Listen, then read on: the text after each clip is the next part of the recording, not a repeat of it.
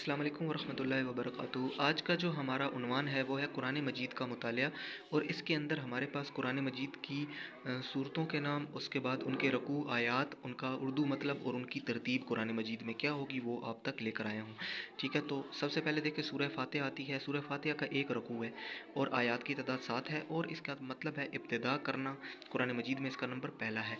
इसी तरह आगे चल के सूरह बकरा है। सूरह बकरा में 40 रकू हैं 40 और 286 आयात हैं 286 और इसका मतलब है गाय।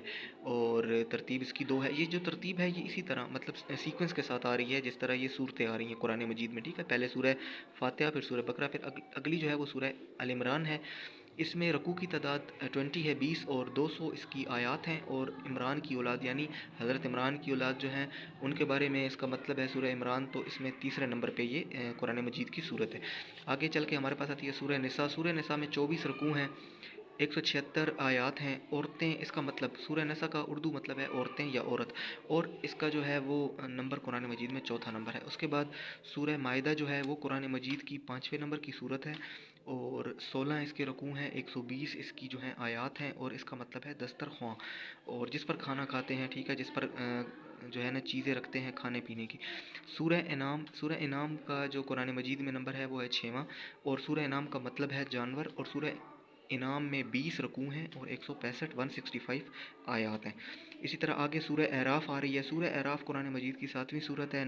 इसका मतलब है बुलंदियाँ, और साथ ही साथ इसके रकू 24 हैं और 206 जो है इसकी आयात हैं। आगे चल के हमारे पास, क्योंकि ये 10 तक है ना सूरतें, इसी तरह सीक्वेंस के साथ मैं मज़ीद भी वीडियोस बनाता रहूँगा। तो आज हमने 10 सूरतों को उनके बारे में हमने पढ़ा।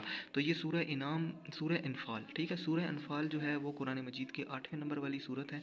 माल गनीमत इसका उर्दू मतलब है। और 10 इसके रकू हैं, 75 इसकी जो हैं वो क्या हैं जी, आयात हैं। ठीक है, उसके बाद सूरह तौबा पे आते हैं। सूरह तौबा जो है वो कुरान मजीद की 9वीं सूरत है और इसमें जो है ना 16 इसके रकू हैं, 128 आयात हैं और इसका मतलब है माफ़ी। उसके बाद हमारे पास है जी सूरह यूनस।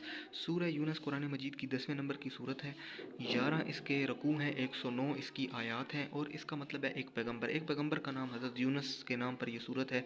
ठीक है, तो ये हमारे पास आज 10 जो हैं वो 10 हमने कर ली हैं सूरतों की डाटा हमने तैयार कर लिया है।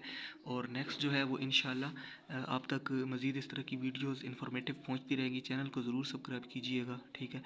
और इस्लामिक पॉइंट ऑफ व्यू से आपको यहाँ पर बहुत नॉलेज मिलेगा। और दुआ में याद रखिएगा। इंशाल्लाह जल्द मिलते हैं नेक्स्ट वीडियो में। अल्लाह हाफ़िज़।